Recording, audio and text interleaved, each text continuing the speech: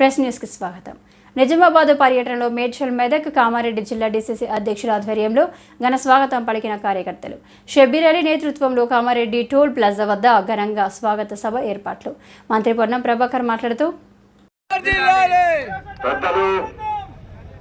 గౌరవనీయులు మా అన్నలాంటి వాడు షబ్బీర్ అలీ గారు, మా తమ్ముడు రాష్ట్ర మంత్రివర్యులు పొన్నం ప్రభాకర్ గారు, మరో తమ్ముడు గిడుగు రుతురాజు గారు, మాజీ ఎమ్మెల్యే యూసుఫ్ అలీ గారు, కైలాస్ శ్రీనివాస్ గారు, వేదిక పైన పెద్దలందరికీ, రాజిరెడ్డి గారు మా సీనియర్ కాంగ్రెస్ నాయకులు, 40 ఏళ్లుగా చూస్తా ఉన్నాం.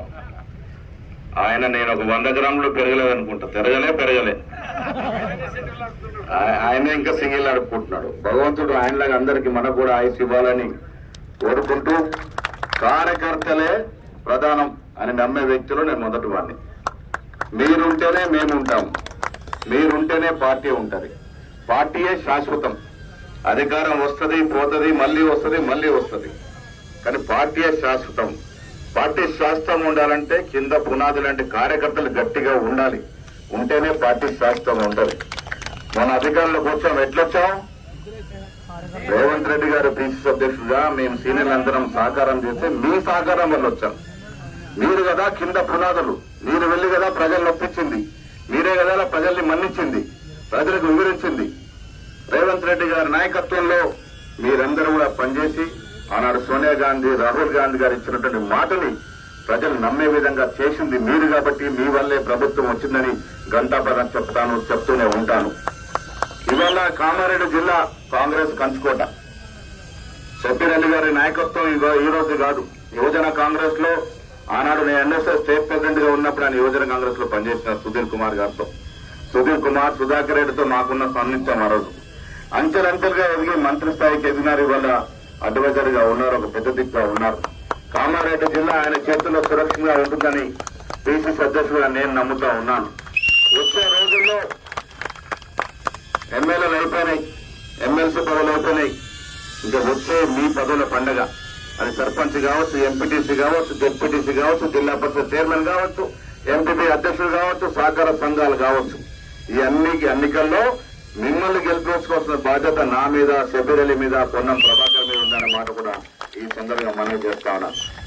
రేవంత్ రెడ్డి గారు ఎప్పుడు చెప్తా ఉంటారు, మనం అధికారంలోకి వచ్చాం, నేను ముఖ్యమంత్రి అయ్యాను, మీరు ఫలానా అయ్యారు. కానీ కింద కార్యకర్తలు కావాలి కదా, వాళ్ళ పెళ్లి కావాలి కదా, వాళ్ళ కళ్యాణం కావాలి కదా అని. అందుకే స్థానిక సంస్థ ఎన్నికలు వీళ్ళని తొందరగా నిర్వహించుకుంటాం. నాకు పూర్తి నమ్మకం ఉంది షబ్బీర్ అలీ గారి నాయకత్వం మీద. కామారెడ్డిలో 90% స్థానిక సంస్థ ఎన్నికల్లో మనం గెలుచుకుంటాము. హైకమాండ్ ఇయ్యాల నన్ను అంచెలంచెలుగా ఒక ఎన్ఎస్వై జిల్లా అధ్యక్షుడి నుండి యువజన కాంగ్రెస్ లో, పిసిసిలో రకరకాల పదవులు పనిచేస్తే ఇవాళ గుర్తించి ఒక సామాన్య కార్యకర్త, మా అమ్మ నాన్న రాజకీయాల్లో లేరు, ఒక కుగ్రామంలో పుట్టినట్టు నాకు ఇలా జాతీయ స్థాయి నాయకత్వం గుర్తించి పిసిసి అధ్యక్షుడిగా ఇచ్చిందంటే అది కాంగ్రెస్ పార్టీలోనే సాధ్యమవుతుంది, ఇంకే పార్టీలో సాధ్యం కాదు. కష్టపడ్డ వారికి గుర్తింపు అనేది కాంగ్రెస్ పార్టీలో దొరుకుతుంది. అందుకే మిత్రుల సమయం తక్కువ, జల్దీ పోవాల్సింది. మంత్రులు ఆల్రెడీ నిజామాబాద్ చేరుకున్నారు కాబట్టి మనం ఈ జిల్లా వాళ్ళం. కామారెడ్డి కేసీఆర్ గారు వేరే జిల్లా చేసినా నేనెప్పుడు కామారెడ్డిని వేరే జిల్లాగా చూడను. కామారెడ్డి నిజామాబాద్ కలిసే ఉండాలా, కలిసే ఉంటది కూడా. ఇది ఉమ్మడి జిల్లాలోనే. ఆయన ఎన్ని జిల్లాలు చేసినా ఇలా మేము ఏ కార్యక్రమం చేసినా ఉమ్మడి జిల్లా పేరుతోనే చేస్తున్నాం. ఎందుకు చూస్తామంటే కలిసి ఉన్నాం, కలిసే ఉండాలి, కలిసి ఉంటేనే బలం. టెక్నికల్ గా మనం విడిపోయి ఉండొచ్చు, జిల్లాల వారిగా పరిపాలన సౌలభ్యం కోసం విడిపోయి ఉండొచ్చు, కానీ మనుషులుగా మనం కలిసే ఉన్నాం. షబ్బీర్ అలీ నాయకత్వంలో వచ్చే రోజుల్లో కామారెడ్డిలో అన్ని స్థానిక సంస్థలు గెలుచుకోవాలి. ముఖ్యమంత్రి గారు మొన్న ఒక మాట చెప్పాడు, మొన్న గెలిచిన ఎన్నికలు మనకు సెమీఫైనల్స్ మాత్రమే అని. వచ్చే ఫైనల్స్, వచ్చే అసెంబ్లీ ఎన్నికలు, వచ్చే పార్లమెంట్ ఎన్నికలు, వచ్చే అసెంబ్లీ ఎన్నికల్లో మళ్లీ గెలవాలి, వచ్చే పార్లమెంట్ ఎన్నికల్లో గెలిచి రాహుల్ గాంధీ గారిని ప్రధానమంత్రి చేయాలి. అదే ధ్యేయంతో ముందుకు పోవాలి. రాహుల్ గాంధీ గారు ఈ దేశానికి భవిష్యత్. మోడీ గారు నమ్ముకున్న ఆశలని వమ్ము చేసి నడెట్లా ముంచుతా ఉన్నాడు. పెత్తందారులను పెంచుతున్నాడు. అదాని అంబాలను తప్ప సామాన్యుడు బతుకు జీవుల్లో ఆయనకు సంబంధం లేనట్టుగా ప్రధానమంత్రిగా వివరిస్తున్న ఈ తరుణంలో దేశమంతా కూడా రాహుల్ గాంధీ గారు ప్రభుత్వం రేవంత్ రెడ్డి గారి నాయకత్వంలో వచ్చిన 48 గంటల్లో మహిళలకు ఆర్టీసీలో ఉచితంగా ప్రయాణ సౌకర్యం కలుగజేయడం వల్ల ఈరోజు ఇప్పటికీ 94 కోట్ల మంది మహిళలు దాదాపు 3500 కోట్ల రూపాయల విలువ కలిగినటువంటి ప్రయాణాలు ఉచితంగా పొందడం జరిగింది.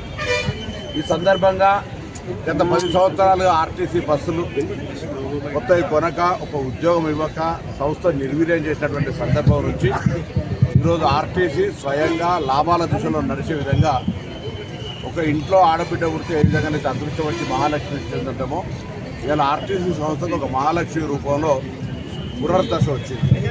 కొత్త బస్సులు కొనుగోలు చేయడము, నూతన ఉద్యోగ నియామకాలు చేపట్టడము, మరణించిన కుటుంబాలకు కారుణ్య నియామకాలు చేపట్టడము, ఉద్యోగస్తుల పాత బకాయిలైనటువంటి వాళ్ళ బాండ్స్ రిలీజ్ చేయడం, బీఆర్సీ ఇవ్వడం, ఈ విధంగా అన్ని రకాల అంశాల పట్ల యాజమాన్యం పక్షాన మరి ప్రభుత్వం అన్ని విషయాలను పరిష్కరించాలి. ఈ దశలో జరుగుతున్నటువంటి కాలుష్యానికి ఇరుగు చేయాలని, పర్యావరణాన్ని కాపాడాలని గతంలో చేసుకున్న ఒప్పందం ప్రకారంగా రాష్ట్రంలో 500 యొక్క ఎలక్ట్రికల్ ఈవీ బస్సులు వస్తూ ఉన్నాయి, బ్యాటరీ బస్సులు. అందులో భాగంగా నిజామాబాద్ జిల్లాకు 67 బస్సులను కేటాయించడం జరిగింది. అందులో ఈరోజు 13 సూపర్ లగ్జరీ బస్సులు వచ్చినాయి.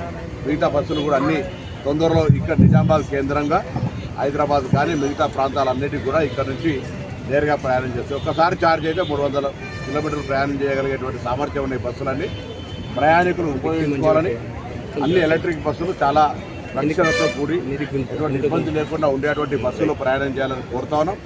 ఆర్టీసీని ఈరోజు గ్రామాన ప్రజలు ఆదరిస్తూ ఉన్నారు. పాఠశాలకు సంబంధించిన పిల్లలు కావచ్చు, గృహిణులు కావచ్చు, అందరూ కూడా దానికి అనుగుణంగా ప్రభుత్వం గ్రామానికి బస్సులను ఏర్పాటు చేయాలని రాబోయే కాలంలో కొత్త బస్సులు కూడా కొనుగోలు ప్రక్రియ చేస్తా ఉన్నాం. దాదాపు హైదరాబాద్ మొత్తంగా ఈవీ బస్సులు పెట్టి రాష్ట్రం మొత్తం కూడా ప్రతి గ్రామానికి బస్సు నడపాలనే ప్రణాళికతో ముందుకుపోతున్నాం. దీనికి రేవంత్ రెడ్డి గారి నాయకత్వంలో మిగతా క్యాబినెట్ మంత్రులు కావచ్చు, గౌరవ శాసనసభ్యులు, శాసనమండలి సభ్యులు అందరూ కూడా రాష్ట్రంలో ఆర్టీసీ పునరుజ్జీవం పొంది లాభాల దిశలో తీసుకుపోయే విధంగా ప్రజల ఆశీర్వచనంతో మా సిబ్బంది సహకారం, ప్రభుత్వం తీసుకున్న నిర్ణయం 48 గంటల్లో ఇంత పెద్ద కార్యక్రమాన్ని విజయవంతంగా నిర్వహిస్తున్నటువంటి ఆర్టీసీ డ్రైవర్లకు, కండక్టర్లకు, సిబ్బంది అందరికీ కూడా ఆ సంబంధిత శాఖ మంత్రిగా నేను హృదయపూర్వకంగా అభినందనలు. అందరికీ కూడా దసరా బతుకమ్మ శుభాకాంక్షలు తెలియజేస్తూ ఈ ఆర్టీసీని మరింతగా అన్ని రకాల అభివృద్ధి తీసుకుపోవడం అనేటువంటి కర్తవ్యాన్ని ముందుకు తీసుకుపోతాం.